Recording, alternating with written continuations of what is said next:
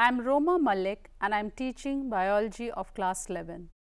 Today we will be dealing with the unit Structural Organization in Plants and Animals, and the chapter for today is Anatomy of Flowering Plants. In the previous episode, we discussed regarding the morphology of flowering plants. Morphology means the external structure. Anatomy is the internal structure, and we will be dealing with the internal structure of plants. Different organs in a plant show differences in the internal structures. Even in angiosperms, the dicots and monocot, they have a vast difference. In angiosperms or in any living organism, cell is the unit of life. This cell aggregates and forms tissues. The tissues forms the organ. If we have a look at the anatomy of the organs, we find there is a marked difference between the dicots and the monocots. Cell is the structural unit of life. When these cells aggregate, they form tissue. So, group of cells having a common origin and performing a definite function is called tissues. Tissues in plants are categorized mainly into two types. The first is the meristematic and the permanent tissues. The meristematic tissue gets converted into the permanent tissues. Meristematic tissues are of three types. They are the apical meristem, the intercalary meristem and the lateral meristem. The permanent tissues are of two types, the simple tissues and the complex tissues. The simple tissues are made up of parenchyma, collenchyma and sclerenchyma, and the complex tissues is made up of the xylem and phloem. Meristematic tissue. The apical meristem is found in the tips of roots and shoots. The intercalary meristem is found between the mature tissues, and the lateral meristem is found in the mature regions of shoot and root. For example, the fascicular cambium, the interfascicular cambium and the cork cambium, which is responsible for the secondary growth in plants. Some meristematic tissues lose the ability to divide and get converted to permanent tissues. Permanent tissues are of two types. The simple tissues, here all the cells are similar in structure and function, and they are made up of only one type of cells. The complex tissues have different types of cells. Under the simple tissues, the first is parenchyma. The parenchymatous cells are isodiametric. They may be spherical, oval, round, polygonal or elongated. Their walls are thin, made up of cellulose. They are closely packed and also have intercellular spaces. Their function is photosynthesis, storage and secretion. The next simple tissue is the collenchyma.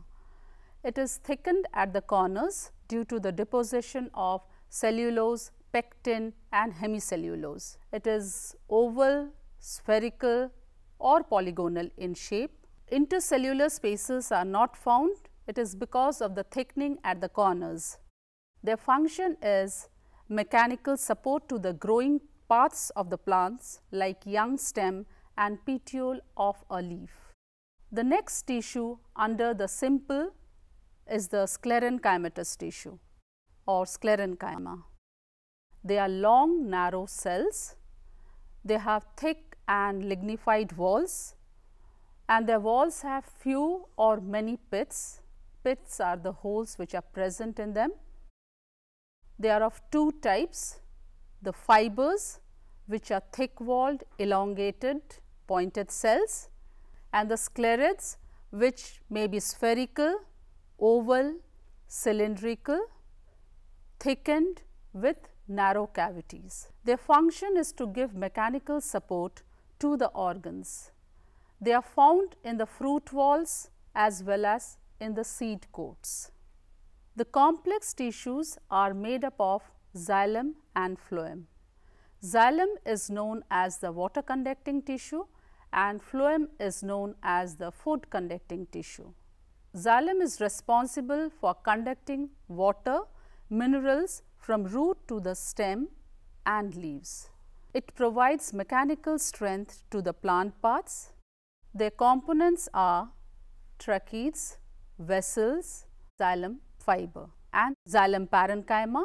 The tracheids are elongated dead cells.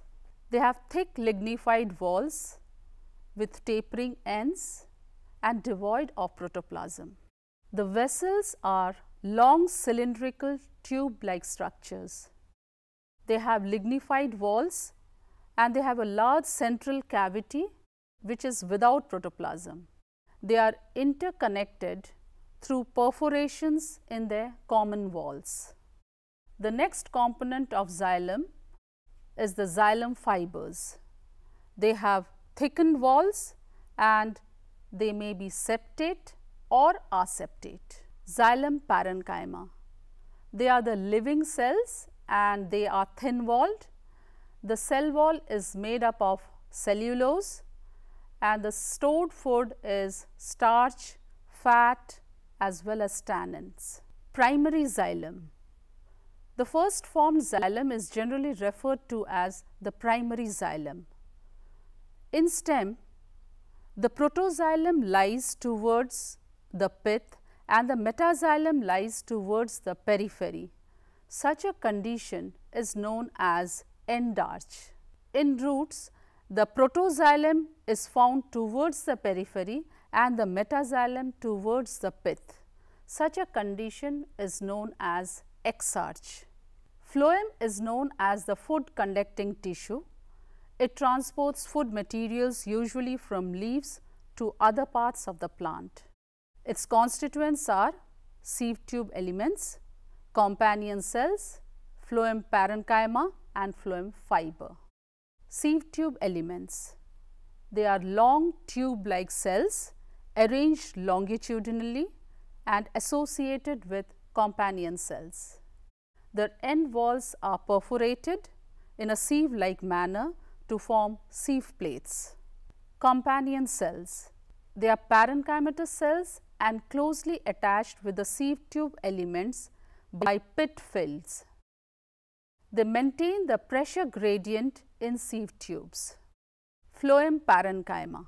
They are elongated cells, tapering and cylindrical. The cell wall has pits and the cell wall is made up of cellulose. Function is to store food, resin and latex. Phloem fibers. They are the sclerenchymatic cells. They are absent in primary phloem but present in secondary phloem. They have a thick cell wall. The first formed phloem is called the protophlloem and the later formed phloem is called the metaphlloem. Primary phloem consists of narrow sieve tubes and is referred to as the protophlloem. Phloem which has bigger sieve tubes are called metaphloem. Let us have a quick look at the portion we studied in this chapter. Tissues, the types of tissues, meristematic and permanent. The types of meristematic tissues, apical, intercalary, lateral.